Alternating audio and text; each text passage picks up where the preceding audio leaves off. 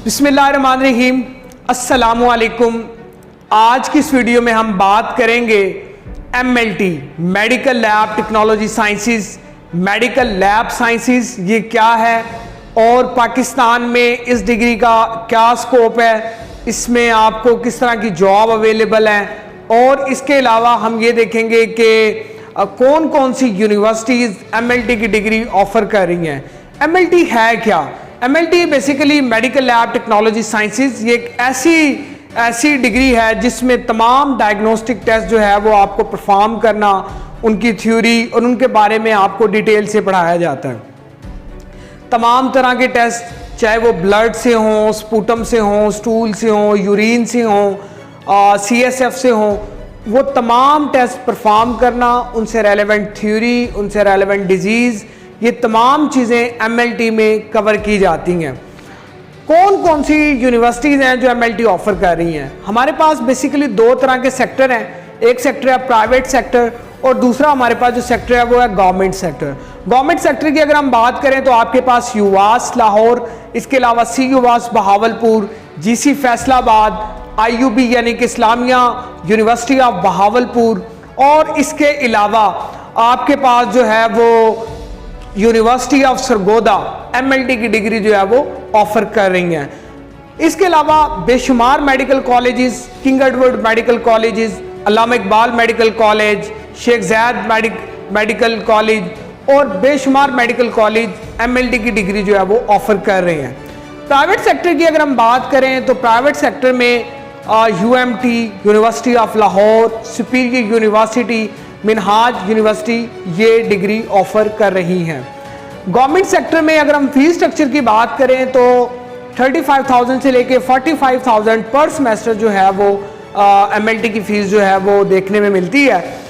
और इसके अलावा अगर हम मेरिट क्राइटेरिया की बात करें तो नॉर्मली तो MLT के जो मेरिट हैं वो ओपन मेरिट ही होते हैं, यानी ओनली FSC की बेस पे। या चंद एक यूनिवर्सिटीज़ ऐसी हैं जो अपने एडमिशन टेस्ट लेती थी और उसका 20% वेटेज जो है वो ऐड किया जाता था टोटल मेरिट में।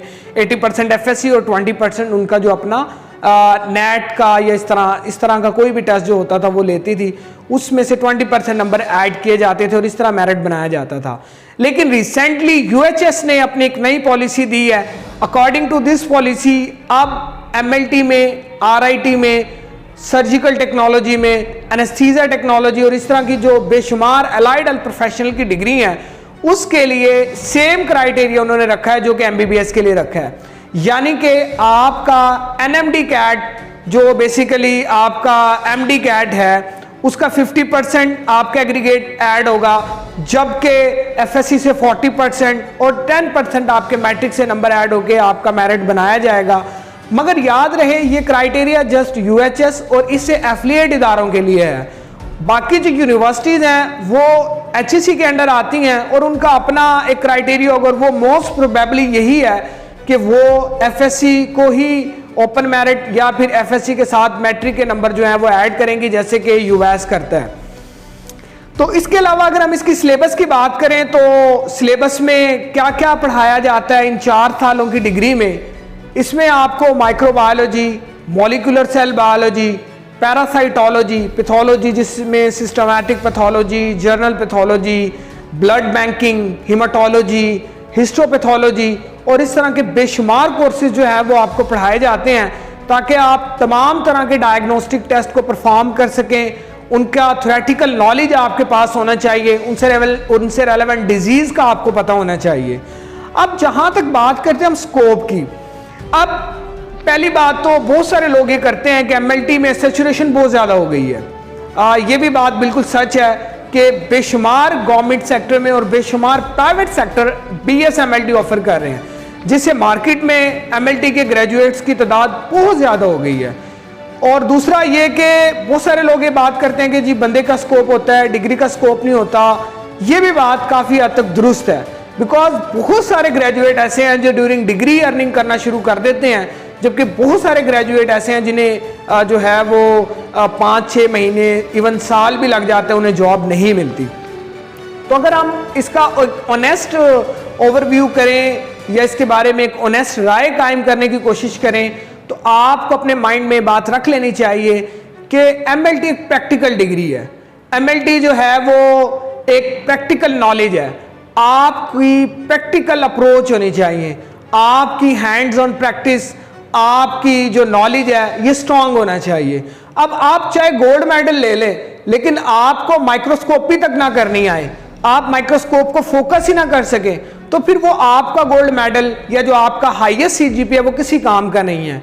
तो जब भी आप एमएलटी की डिग्री करें, आपने इस बात को अपने माइंड में रखना है कि आपने अपना थ्योरेटिकल नॉलेज बहुत ज़्यादा स्ट्रांग रखना है, और इसके साथ साथ जैसे ही आपको मौका मिले समर में या सेमेस्टर ब्रेक में, आप लाजमी तौर पे हॉस्पिटल या लैब लाजमी ज्वाइन करें, ताकि आपका जो प्रैक्टिकल नॉलेज है ना वो भी स्ट्रांग हो, आपकी हैंड्स ऑन प्रैक्टिस जो है वो बेहतर हो।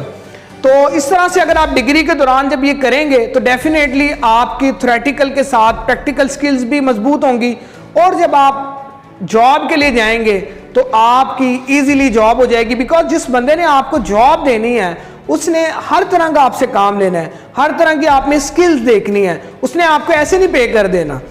तो इसके बाद जो है अगर हम ये बात करें कि सैलरी की एक्सपेक्टेशंस क्या हैं, सैलरी आपको किस तरह की मिलेगी, टू बी वेरी ऑनेस्ट आपको ये बात अपने माइंड में रखनी चाहिए कि जब एक फ्रेश ग्रेजुएट आता है तो उसका जो प्रैक्टिकल नॉलेज है, ये जो प्रैक्टिकल अप्रोच है, ये हैंड ऑन प्रैक्टिस इतनी अच्छी नहीं होती जितनी कि उस शख्स की है जो कि पिछले 5 सालों में लैब में काम कर रहा है, तो उसकी जो प्रैक्टिकल अप्रोच है वो ज़्यादा स्ट्रांग होती है।